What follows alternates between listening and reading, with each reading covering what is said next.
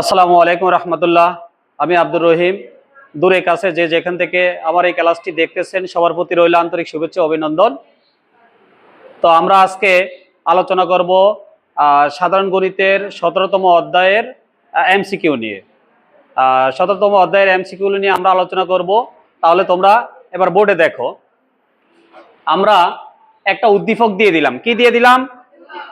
এই উদ্দীপকের উপর ডিপেন্ড করে আমরা 15টা এমসিকিউ দিছি। কয়টা এমসিকিউ? এর বাইরেও আরো 5-6টা এমসিকিউ লাগবে আমাদের এই অনুশীলনী 17 এর জন্য। ঠিক আছে, 17 এর জন্য এর বাইরেও আরো 4-5টা এমসিকিউ কি লাগবে। আমরা এই উদ্দীপক দিয়ে এই 15টা এমসিকিউ কিভাবে করতে হয় সেই টেকনিক গুলো আজকে আমরা শিখবো। ঠিক আছে, 17তম অধ্যায় থেকে যে এমসিকিউ গুলো হয় এই 15টার ভিতর আশা করি 80% হয়ে যাবে, আর বাকি যে 20% সেটা এগুলোর বাহিরে আমরা করে দিব। ঠিক আছে, এই উদ্দীপকের বাহিরে আবার সেটাও কি করে দিতেছি। ঠিক আছে, তাহলে নাম্বার 1 এ দেখো, প্রথমে আমাদের এইচ আছে। এখানে 1 নাম্বার এমসিকিউ তে কি আছে? এইচটা কি বাংলা সেটা আমরা জানতে হবে। এইচটা কি? শ্রেণীব্যাপ্তি। শ্রেণীব্যাপ্তি হচ্ছে নিম্ন সীমা থেকে উচ্চ সীমা পর্যন্ত কি করতে হবে? গুনতে হবে। যে কোনো একটা শ্রেণীর নিম্ন সীমা থেকে উচ্চ সীমা কি করতে হবে? গুনতে হবে। অথবা শ্রেণী ব্যাপ্তিরে তোমরা পরিসর হিসেবে কাউন্ট করতে পারো। পরিসর মানে কি? উচ্চ সীমা থেকে নিম্ন সীমা বিয়োগ করার পর কত যোগ করতে হবে? 1 যোগ করতে হবে। উচ্চ সীমা থেকে নিম্ন সীমা বিয়োগ করার পর কি যোগ করতে হবে? পরিসরের সূত্র কি? উচ্চ সীমা মাইনাস নিম্ন সীমা যোগ 1। আর এইটাই হচ্ছে মূলত শ্রেণীব্যাপ্তি। এই হচ্ছে কি? শ্রেণীব্যাপ্তি। শ্রেণীব্যাপ্তি তুমি নিম্ন সীমা, যে কোনো একটা শ্রেণীর নিম্ন সীমা থেকে উচ্চ সীমা গুনবা অথবা উচ্চ সীমা থেকে নিম্ন সীমা বিয়োগ করার পর 1 যোগ করবা। ঠিক আছে, এটাই কার মান হবে? এইচ এর মান। ঠিক আছে, এখন তুমি যে কোনো একটা শ্রেণীব্যাপ্তি ধরো, এটা ধরবা না, এটা ধরবা না, এটা ধরবা, কোনটা ধরবা? যে কোনো একটা ধরো। ধরো আমি 40 থেকে 49 ধরলাম। তাহলে 40 থেকে 49 গণ, তাহলে কয়টা সংখ্যা হয় আমার দেখো, যে 40, 41, 42, 43, 44, 45, 46, 47, 48, 49। অথবা তুমি যদি কাউন্ট করো 40, 41, 42, 43, 44, 45, 46, 47, 48, 49। এবার এখানে দেখো, আমি এই শ্রেণী ব্যক্তিটা থেকে আমি এখান থেকে এইচ এর মান বের করব। তাহলে 40, 41, 40 থেকে কোন পর্যন্ত লিখলাম? 49। তাহলে এখানে কয়টা সংখ্যা? 1, 2, 3, 4, 5, 6, 7, 8, 9, 10। তাহলে কয়টা সংখ্যা হলো? যে কোনো একটা শ্রেণী ব্যক্তির নিম্ন সীমা থেকে উচ্চ সীমা গুনবা, দেখবা কত হবে এখানে? 10। এটাই কার মান? এইচ এর মান। এটা কার মান? তাহলে এইচ এর মান আমি কত পাইলাম? 10। ক্লিয়ার? এটার আরেকটা টেকনিক হচ্ছে তুমি পরিসরকে শ্রেণীব্যাপ্তি হিসেবে কাউন্ট করতে পারো। পরিসর বের করার নিয়ম কি? ধরো তুমি, আমি এটা সংখ্যা দিয়ে লিখছি, এটা তো অনেক সময় লাগতেছে। তুমি যদি আরো শর্ট আকারে করতে চাও, সেটা হচ্ছে 49 থেকে 40 বিয়োগ করবা। 49 থেকে 40 কি করবা? তাহলে 49 মাইনাস 40 কত দাঁড়াইলো? 9। আর যোগ করবা 1। ওই যে পরিসরের সূত্র কি? উচ্চ সীমা মাইনাস নিম্ন সীমা যোগ কত? 1 না? এজন্য উচ্চ সীমা থেকে নিম্ন সীমা বিয়োগ করার পর যোগ 1 করবো। তাহলে 49 থেকে 40 গেলে 9 আর যোগ করবা 1, তাহলে কত হইলো? 10। এই দুই ভাবে আমাদের শ্রেণীব্যাপ্তির মানটা আমরা নিতে পারি, মানে এর মান বের করতে পারি। একটা হচ্ছে পরিসর হিসেবে, উচ্চ সীমা থেকে নিম্ন সীমা বিয়োগ করার পর 1 যোগ করে দিবা, তাহলে অনার্স হয়ে গেল। আর নতুবা তুমি যে কাজটা করবা, এই নিম্ন সীমা থেকে 40 থেকে 49 পর্যন্ত হাতেও গণনা নিতে পারো কয়টা সংখ্যা, সেটা হচ্ছে কার মান? এইচ এর মান। ক্লিয়ার সবাই? এবার আসো এন এর মান। এন এন হচ্ছে কি বাংলা সেটা জানতে হবে। এন কি? মোট গণসংখ্যা। এন কি? এখন এখানে মোট গণসংখ্যা যোগ করবা, কত হয় দেখো। 6 আর 8 কত? 14। 14 আর 10 24। 24 আর 16 40। 40 আর 12 52। 52 আর 8 কত? 60। তাহলে এন এর মান হয়ে যাবে কি? 60। এন এর মান কত? 60। ক্লিয়ার? আমি জিজ্ঞাসা করবো আবার, কিন্তু মনোযোগ থাকতে হবে সবার। এবার এফসি আসো, এইদিকে দেখো। এবার এফসি করবো। এফসি এফসি কি সেটা আমার বাংলা অর্থ জানতে হবে। এফসি কি? মধ্যক শ্রেণীর পূর্ববর্তী শ্রেণীর কর্মযোজিত। মধ্যক শ্রেণীর পূর্ববর্তী শ্রেণীর কর্মযোজিত। তাহলে মধ্যক শ্রেণী বের করার নিয়মটা কি? মোট গণসংখ্যার অর্ধেক যে শ্রেণীতে পড়বে সেটাই তো মধ্যক শ্রেণী। তাহলে আমার মোট গণসংখ্যা আমি পাইলাম কত? 60। 60 এর অর্ধেক কত? 30। 30 এখান থেকে গুণে দেখো কোন ঘরে পড়ে। 6 আর 8 কত? 14। 14 আর 10 কত? 24। 24 আর 16 40। তাহলে এই ঘরে তো আমার 30 আছে নাকি? তাহলে এই ঘরটা হবে মধ্যক শ্রেণী। এই ঘরটা হবে কি? মধ্যক। তাহলে মধ্যক শ্রেণী। এই ঘরটা হবে কি? মধ্যক শ্রেণী, তাহলে মধ্যক শ্রেণী এই ঘরটা যদি হয়, আমার এফসি হচ্ছে মধ্যক শ্রেণীর পূর্ববর্তী শ্রেণীর কর্মজিত গণসংখ্যা। এখন মধ্যক শ্রেণী, তাহলে এটা গেল, এটা পূর্ববর্তী কর্মজিত গণসংখ্যা মানে হচ্ছে কি, তার আগের মধ্যক শ্রেণী বরাবর যে গণসংখ্যা আছে তার আগের সবগুলো গণসংখ্যা যোগ করতে হবে, তখন আর আরেকটা ঘর করা দরকার নাই। আমরা যখন অঙ্ক করব তখন কিন্তু মধ্যক শ্রেণী কর্মজিত গণসংখ্যার একটা ঘর করি, কিন্তু এমসিকিউতে তো ঘর করার সময় পাবা না, এটা অল্প সময়ের ভিতরে করতে হবে। এই জন্য যে কাজটা করতে হবে, মোট এই যে গণসংখ্যার মধ্যক শ্রেণীর গণসংখ্যার আগের গণসংখ্যাগুলো যোগ করলেই কর্মজিত এফসি এর মান পাওয়া যায় নাকি, এফসি এর মান পাওয়া যাবে। তাহলে তার আগে সবগুলো যোগ করো। 6 এর 8 কত, 6 এর 8 কত, 14 আর 10 কত, 24, তাহলে এফসি হবে কত, 24। এই এফসি হলো 24। ক্লিয়ার? এবার আসো এফএম। এফএম কি বাংলা সেটা আমার জানতে হবে। এফএম কি মধ্যক শ্রেণীর গণসংখ্যা। এফএম কে, এটা টাটকা মুখস্থ করে নিতে হবে। এফএম কে, তাহলে মধ্যক শ্রেণী কোনটা বের করছি, এটা বরাবর গণসংখ্যা কত, তাহলে মধ্যক শ্রেণীর গণসংখ্যা মানে এফএম হচ্ছে কত, 16। ক্লিয়ার? এবার আসো F1। এই যে F1টা কি সেটা আমার জানতে হবে। F1টা কি, এই তো গুড, এটা ভালো করে জানতে হবে। F1 হচ্ছে পুরুচরক শ্রেণীর গণসংখ্যা মাইনাস পূর্ববর্তী শ্রেণীর গণসংখ্যা। এখন আমার পুরুচরক শ্রেণীর গণসংখ্যা সেটা কোনটা সেটা বের করে নিতে হবে। পুরুচরক শ্রেণীর গণসংখ্যা হচ্ছে গণসংখ্যার সর্বাধিক মান যে শ্রেণীতে সেটাই পুরুচরক শ্রেণী। গণসংখ্যার সর্বাধিক মান যে শ্রেণীতে সেটা কি, গণসংখ্যা সর্বাধিক আছে কত, 16। তাহলে এটাই তো এই মধ্যক শ্রেণীটা, এটাও পুরুচরক হয়ে গেছে। এটা কি হয়ে গেছে, এইটা আমাদের পুরুচরকের ঘর, এই ঘরে পড়ছে নাকি, পুরুচরক। তাহলে পুরুচরক শ্রেণীর গণসংখ্যা কত পাইছে, কত পাইছে, এই 16 থেকে তার আগেরটা বিয়োগ করলে কার মান পাওয়া যাবে, F1 এর মান। কার মান, F1 এর মান। তাহলে 16 থেকে কত বিয়োগ করা লাগবে, তাহলে 16 মাইনাস 10 ইকুয়াল হলো কত, 6। ক্লিয়ার? এবার বলছে F2। F2 হচ্ছে এই পুরুচরকের গণসংখ্যা থেকে তারপরের গণসংখ্যা কি করতে হবে, তাহলে 16 থেকে কত বিয়োগ করতে হবে, 12। তাহলে এখানে হবে 16 মাইনাস 12 ইকুয়াল হলো কত, 4। ক্লিয়ার? আচ্ছা, এবার ধরো এটা গেল। এবার তোমার 7 নম্বর হচ্ছে কি, F2 মাইনাস কে, F2 মাইনাস কে, তাহলে আমরা তো অলরেডি F2 আর F1 এর মান বের করছি। তাহলে F2 এর মান হচ্ছিল 4, 4 থেকে 6 কি করব, বিয়োগ। তাহলে 4 মাইনাস 6, 4 মাইনাস 6, মাইনাস একটা বড় মাইনাস চিহ্ন দেওয়া লাগবে। 6 থেকে 4 গেলে কত, 2। ক্লিয়ার? গেল এটা। F1 প্লাস F2, তাহলে গণসংখ্যা দুইটার যোগফল নাকি, F1 হচ্ছে কত, 6 আর F2 হচ্ছে কত, 4। তাহলে এখানে হবে তোমার 6 যোগ 4 ইকুয়াল হলো কত, 10। ক্লিয়ার? আচ্ছা, এবার এখানে দিচ্ছি কি এফসি বা এফএম, মানে ঘুরানো পেছানো করে এভাবে সাজায় দিতে পারে। তাহলে এফসি রে এফএম এর মান দ্বারা কি করতে হবে, ভাগ করতে হবে নাকি। তাহলে ভাগ করলে দেখো এফসি এর মান কত পাইছিলাম, 24, আর এফএম এর মান কত, 16। এখানে দুইটারে তুমি ক্যালকুলেটর করে নিলে অথবা মুখে করতে পারো। এখানে 8 দ্বারা ভাগ করা যায়। 8 24 এর ভিতরে যাবে 3 বার, 16 এর ভিতরে যাবে কয়বার, 2 বার। এটারে 3/2 ও অ্যানসার থাকতে পারে এমসিকিউতে, অথবা দশমিকে থাকতে পারে 1.5। 3 এর 2 দিয়ে ভাগ করলে 1.5। এই দুইটার যে কোনো একটা এমসিকিউ থাকতে পারে। 3/2 ও অ্যানসারে দিতে পারে, অথবা 1.5 ও দিতে পারে। বুঝবা কিভাবে, অন্য মনোযোগ থাকলে তো বুঝবা না। এখানে তাহলে এফসি রে ভাগ করতে হবে কি দ্বারা, এফএম। এফসি এর মান পাইলাম 24, কত, 24, আর এফএম এর মান পাইলাম কত, 16। আমি দেখবো এটার ভিতরে সর্বোচ্চ সবচেয়ে বড় সংখ্যা কত দিয়ে ভাগ যায়। সবচেয়ে বড় সংখ্যা 8 দিয়ে ভাগ যায়। 8 24 এর ভিতরে 3 বার যাবে, 16 এর ভিতরে 2 বার, অথবা ক্যালকুলেটর দিলে তোমার এটা চলে আসবে। এখন তুমি অপশনে যদি এটা না দেখো, দেখবো যে দশমিকও থাকতে পারে, তখন এই 3 এর 2 দ্বারা ভাগ করলে 1.5 হবে। ক্লিয়ার? হ্যাঁ, এটাও সরাসরি চলে আসতে পারে। যদি সায়েন্টিফিক ক্যালকুলেটর হয় অরিজিনালটা, সেটা হচ্ছে ভগ্নাংশ যদি যে ভগ্নাংশে থাকে সেখানে প্রথমে এটা চলে আসবে, তখন এসডি চাপ দিলে এটা চলে আসবে। ঠিক আছে, অপশনে। আচ্ছা, তারপরে আসো এবার তোমার মধ্যক শ্রেণীর মধ্যমান। মধ্যক শ্রেণীর কে, এখন আমাদের এই অঙ্কটাতে আমরা তো তৈরি এমনি বানায় দিছিলাম আর কি। তো এই অঙ্কটাতে মধ্যক শ্রেণীও যে ঘরে পড়ছে পুরুচরক শ্রেণীও একই ঘরে পড়ছে, কিন্তু দুইটা যে এক ঘরে পড়বে এরকম না, হতেও পারে। ঠিক আছে, এখন মধ্যক শ্রেণীর কে মধ্যমান আমরা আগে বের করে নিছি। মধ্যক শ্রেণী কোনটা? 60 থেকে কত? 60 থেকে কত? 69। 60 থেকে 69।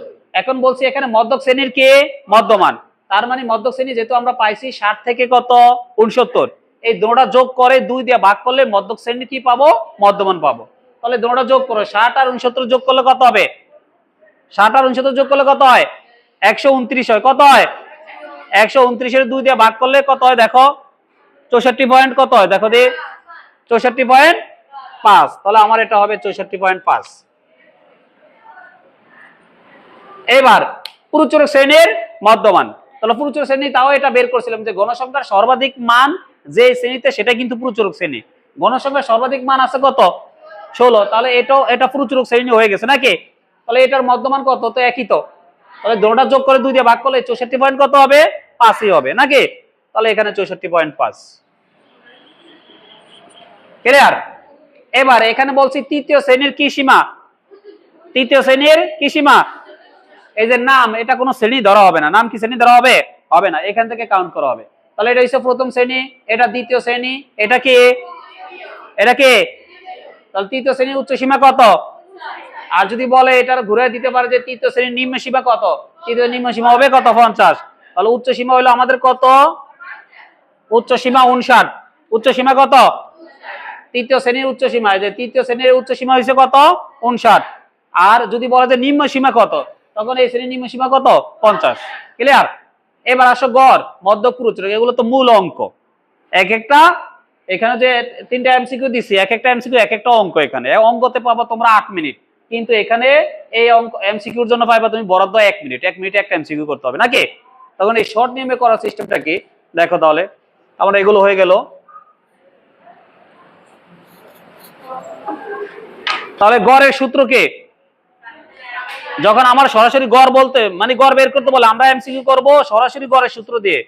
সরাসরি গড়ের সূত্রটা ছিল এরকম যে গড় equal summation fi xi by n। fi xi by কি?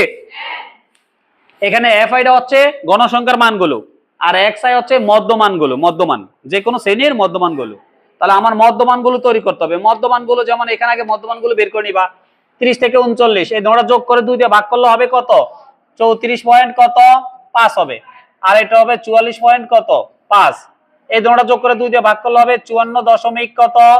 5। ঠিক আছে?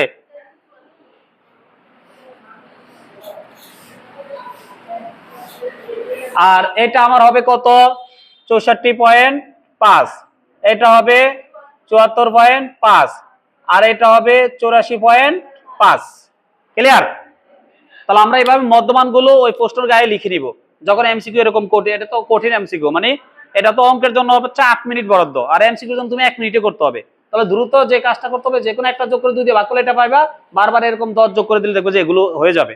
এখন যে কাজটা করতে হবে, এটা গুণ করবা, এটা গুণ করবা, এটা গুণ করার পর যোগ করে দিবা। কারণ fi xi কি অবস্থায় আছে? fi তো হচ্ছে গণসংখ্যার মানগুলো নাকি, আর xi হচ্ছে এই মধ্যমানগুলো। তাহলে আমার এটা গুণ করবা। ক্যালকুলেটর আছে, গুণ করো। আমার কাছে একটা দাও তো ক্যালকুলেটর। দাও। তাহলে আমাদের যে কাজটা করতে হবে, এখানে কত কত আছে তোমরা বলো? 34 পয়েন্ট কত? 34.5 গুণ করব কত দিয়ে? 6। এই গুণ 6 দিছি, তারপর যোগ চিহ্ন দিবা। তারপর আছে কত? 44.5 নাকি? গুণ করব কত দেয়া? 8। তারপর যোগ চিহ্ন দিবা। তারপর আছে কত? 54.5 গুণ করবা কত দিয়ে? গুণ করবা কত? 10 দিয়ে নাকি? গুণ 10। তারপর আবার যোগ চিহ্ন দিবা। যোগ চিহ্ন দিলে কত হবে? এবার 54.5 এর পর 64.5 নাকি? 64.5 গুণ করবা কত দিয়ে? গুণ করবা 16। এই দ্রুত করতে হবে। এই আবার যোগ দেয়া কত? এবার 74.5 নাকি? কথা বলো, 74.5 গুণ করব কত দিয়ে? 12। আবার যোগ চিহ্ন। এবার কত? 84.5 নাকি? গুণ করব কত দিয়ে? 8। এই 8। এবার এটা গুণ করলাম, যোগ দিয়ে আবার এটা গুণ করলাম, যোগ দিয়ে আবার এগুলো গুণ করার পর এবার ইকুয়াল দিবা। ইকুয়াল দিছি এই যে, তাহলে সামেশন এফ আই এক্স এর মান চলে আসছে। সামেশন এফ আই এক্স এর মান আমরা পাইছি কত, দেখো পাইছি 3710। তাহলে এখানে হবে তোমার 3710, আর মোট গণসংখ্যা কত ছিল 60, এই 60। এবার ভাগ করে দাও, 3710 এর ভাগ করে দাও 60 দ্বারা, তাহলে ভাগ 60,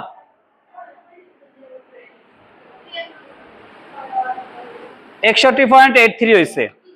তাহলে 61.83, এটা তো অ্যান্সার, 61.83 একটা অ্যান্সার। দেখো তাড়াতাড়ি তোলো।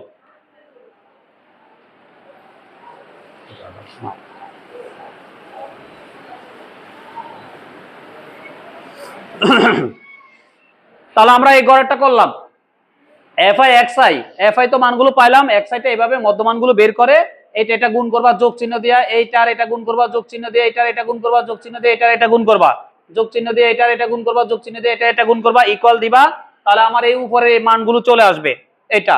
আর এন হচ্ছে মোট গণসংখ্যা 60, এবার ভাগ দিয়ে দিচ্ছি, এটা হয়ে গেল, বাস শেষ। 1 মিনিটের ভিতরে করতে হবে। এবার তারপরে আছে কে, মদ্যক। তাহলে তোমার মদ্যকের সূত্র কি বলো, L plus n/2 minus fc into h/fm। আচ্ছা, এবার মদ্যকের গড়টা তো আমরা এটা বের করছিলাম, এটা মদ্যকের গড় না, মদ্যক শ্রেণীতে এটা ছিল নাকি, এটা ছিল। তাহলে এলটা হচ্ছে কি মদ্যক শ্রেণীর নিম্ন সীমা, এলটা হচ্ছে মদ্যক শ্রেণীর কি, তাহলে মদ্যক শ্রেণীর নিম্ন সীমা কত ছিল 60 নাকি।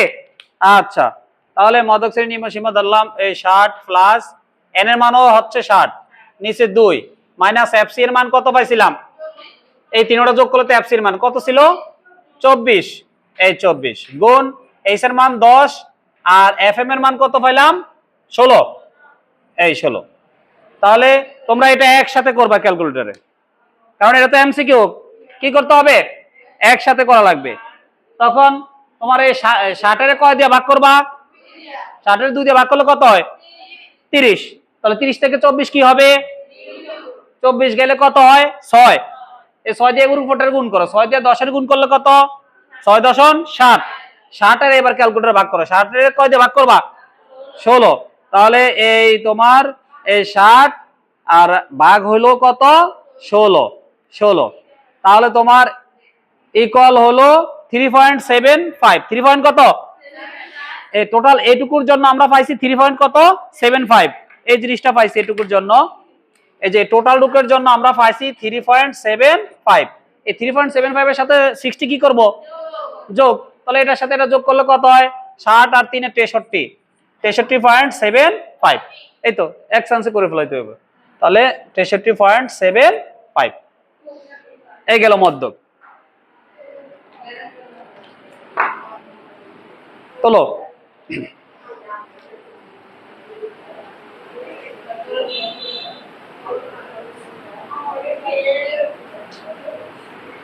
হয়েছে, এবার পরিচুরক দেখো, তাহলে পরিচুরকের আমার সূত্রটা জানতে হবে নাকি আগে, তাহলে পরিচুরক L plus F1 by F1 plus F2 into কে এইচ, এই তো পরিচুরকের সূত্র কোনটা L plus F1 by F1 plus F2 into কে এইচ। তাহলে এবার আমরা মানটা বসাবো,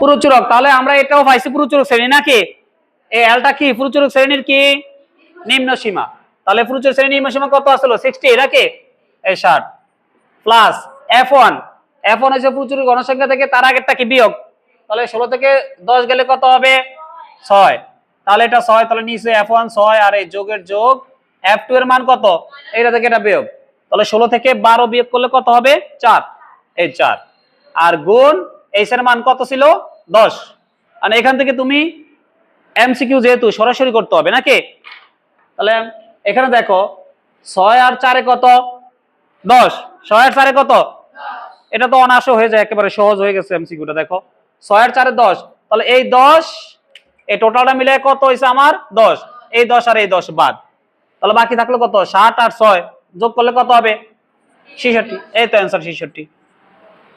আর যদি তোমার কাটাকাটি না যায় তখন তুমি এটা গুণ করা এই 10 দিয়ে কি করবা, ভাগ করবা, ভাগফল যা হবে সেটার সাথে 60 কি করবা, যোগ করে দিবা, বাস হয়ে যাবে। ক্লিয়ার?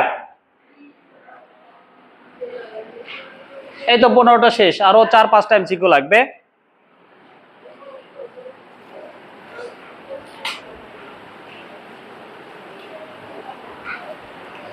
আচ্ছা, এই উদ্দীপকের বাইরে যে আমাদের এমসিকিউ গুলো লাগবে,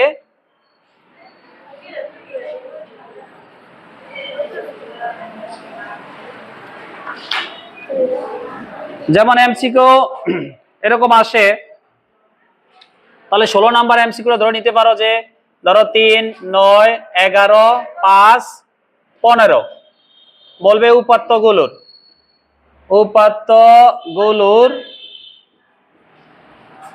মধ্যক কত, মধ্যক কত। প্রশ্নটা এরকম হতে পারে যে এখানে কয়টা উপাত্ত দেওয়া আছে, 1, 2, 3, 4, 5, এই উপাত্তগুলোর কি নির্ণয় করতে বলবে, মধ্যক, উপাত্তগুলোর কে, মধ্যক। যদি এরকম থাকে তখন তোমরা সাজা লিখবা, নিম্ন সীমা থেকে উচ্চ সীমা পর্যন্ত কি করবা, সাজা লিখবা। সবচেয়ে ছোট কোনটা, 3, সবচেয়ে ছোট হচ্ছে কোনটা, 3, তাহলে এই 3 দিলাম। তারপর আছে কত, 5, তারপরে 9, তারপর 11, তারপর হচ্ছে কত। তাহলে আমাদের নিম্ন সীমা থেকে উচ্চ সীমা পর্যন্ত আগে কি করতে হবে, সাজায় লিখতে হবে। লিখার পর এখান থেকে একটা বাদ দিবে, এখান থেকে একটা বাদ, এই একটা বাদ, এই একটা বাদ, বাকি থাকলো কোনটা, এটাই হবে অ্যান্সার। হ্যাঁ, এরকম যদি বিজোড়, এখানে তো আমি 5টা উপাত্ত দিছি, এখানে 5টা থাকতে পারে, 7টাও থাকতে পারে, যে কোনো বিজোড় থাকলে আগে সাজায় লিখবা, মানে নিম্ন সীমা থেকে উচ্চ সীমা পর্যন্ত ঊর্ধ্বমান আকারে সাজায় লিখবা। সাজায় লিখার পর দোনো পাশ থেকে বাদ দেওয়ার পর দেখবা যে মিডল অবস্থায় একটা থাকবে, সেটাই অ্যান্সার হবে। মিডল অবস্থায় একটা থাকবে, সেটা কি অ্যান্সার হয়ে যাবে। এই তো, না এখানে তো দুইটা থাকবে না, যখন বিজোড় তখন এই দোনো পাশ থেকে বাদ দেওয়ার পর খালি একটা থাকবে মাঝে, ওইটাই অ্যান্সার, বিজোড়ের সংখ্যাগুলো। আর জোরেরটা করে দিতেছি আবার, তাহলে এটা তোলা হয়েছে। এই ধরো এবার 17 নাম্বার যদি আমি করি, ধরো এটা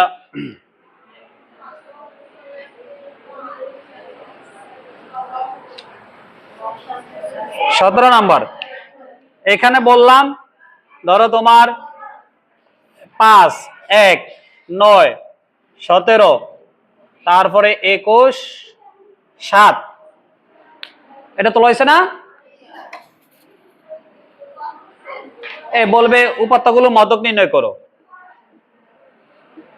উপাত্তগুলোর মধ্যক নির্ণয় করো, মধ্যক কত বলবে। এই ধরো প্রশ্ন এমসিকিউ, ঠিক আছে, এখান থেকে তুমি উপাত্তগুলো কি করবা, মধ্যক বের করবা। মধ্যক বের করলে আমাদের যে কাজটা করতে হবে সেটা হচ্ছে আগে সাজায় নিতে হবে। তাহলে আমার ছোট থেকে বড় দিকে কি করতে হবে, সাজায় নিতে হবে। সবচেয়ে ছোট কোনটা, 1, 1 না, তাহলে আগে তুমি 1 লিখো, এখানে 1, 1, তারপরে কত, 5, ছোট থেকে বড় দিকে সাজা লিখবা, তারপর 7, তারপর 9, তারপর 17, তারপর কত, এই 6টা। এখানে যে 6টা থাকবে এরকম না, 6টা থাকতে পারে, 8টা থাকতে পারে, 10টা থাকতে পারে, মানে জোড় সংখ্যা, উপাত্তগুলো জোড় সংখ্যা হবে। মানে কয়টা উপাত্ত, 6টা উপাত্ত থাকতে পারে, 8টা উপাত্ত থাকতে পারে, 10টা থাকতে পারে, এভাবে জোড় সংখ্যা পরিমাণ যদি উপাত্ত থাকে আমরা প্রথমে ছোট থেকে বড় দিকে কি করব, সাজাবো।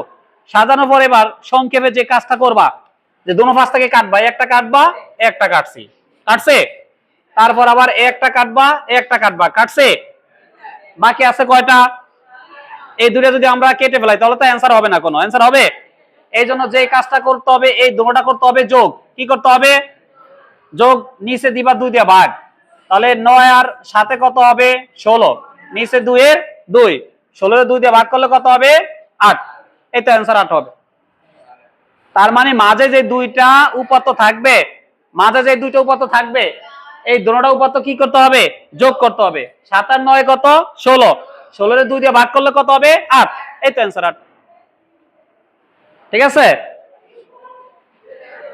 হলো হয়েছে। আর আমাদের এখান থেকে প্রায় আসে, ধরো 18 নাম্বার এমসিকিউ যদি বলি আমি, যে বিচ্ছিন্ন চলকগুলো কি কি, এটা মুখস্থ করে নিতে হবে তোমার। বিচ্ছিন্ন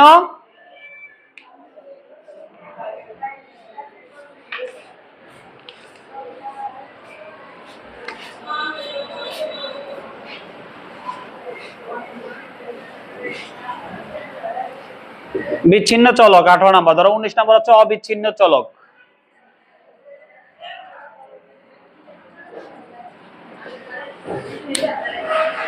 তাহলে বিচ্ছিন্ন চলকগুলো আমাদের কি কি বলতে পারো? বিচ্ছিন্ন চলক হচ্ছে পূর্ণ সংখ্যা। বিচ্ছিন্ন চলক কে? যে কোনো স্বাভাবিক সংখ্যা, সেটা হচ্ছে বিচ্ছিন্ন চলক, যেগুলোর খণ্ডায়িত করা যাবে না। যেমন তোমার খণ্ডায়িত করা যাবে না, এগুলো তোমাদের বইতে আছে যেটা, সেটা হচ্ছে জনসংখ্যা। কি হবে? জনসংখ্যা। পাখির সংখ্যা, পাখির মানে যেগুলোর খণ্ডায়িত করা যাবে না সেটাই কি বিচ্ছিন্ন চলক ধরা হবে, সেগুলোকে বিচ্ছিন্ন চলক সহজে। যেমন মানুষের খণ্ডায়িত করা যাবে না, 1 জন 2 জন 5 জন এরকম বলতে হবে, যে 3.5 জন তো বলা যাবে না। এই জন্য যেগুলো খণ্ডায়িত করা যাবে না সেগুলাই কি বিচ্ছিন্ন চলক, সেখানে জনসংখ্যা, পাখির সংখ্যা। আর অবিচ্ছিন্ন চলক কি? যে কোনো বাস্তব সংখ্যা অথবা দশমিক হতে পারে। কি হতে পারে? দশমিকে হতে পারে। সেখানে তোমাদের বইতে যেগুলো আছে বয়স, ওজন, উচ্চতা এই জাতীয়, যেমন বয়স, ওজন, কি উচ্চতা এই জাতীয় ইত্যাদি, এটাও ইত্যাদি লিখতে পারো, ইত্যাদি। ঠিক আছে? যেগুলো মূলত সংক্ষেপে মনে রাখবা, যেগুলো পূর্ণ সংখ্যা হয়, যেগুলোর খণ্ডায়িত করা যায় না, সেগুলো বিচ্ছিন্ন চলক। আর যেগুলো তোমার দশমিকে চলে আসে সেগুলো অবিচ্ছিন্ন চলক। দশমিকে চলে আসবে তোমার বয়স, ওজন, উচ্চতা এরকম যেগুলোই পাও সেগুলো অবিচ্ছিন্ন চলক। আর যেগুলো দশমিকে পরিণত করা যায় না, পূর্ণ সংখ্যা থাকে, সেগুলাই কি বিচ্ছিন্ন চলক। এখানে বইতে যে কটা আছে আমরা সেই কটা দিছি, এই জাতীয় আরো অনেক থাকতে পারে। ঠিক আছে? তো আমাদের এই যে পরিসংখ্যানের, আমরা পরিসংখ্যান অধ্যায়টা নিয়ে আজকে আলোচনা করলাম। এখানে 95% আমার জানা মতো হয়তো 2, 4, 5% বাদ পড়তে পারে, 95% চলে আসছে। এগুলো যদি কেউ পারে তাহলে সকল এমসিকিউ পারবে এই পরিসংখ্যান থেকে। তো তোমরা এগুলো একটু ভালো করে করবা, তাহলে হয়ে যাবে ইনশাআল্লাহ। তো ঠিক আছে, আজকে এই পর্যন্ত। আল্লাহ হাফেজ।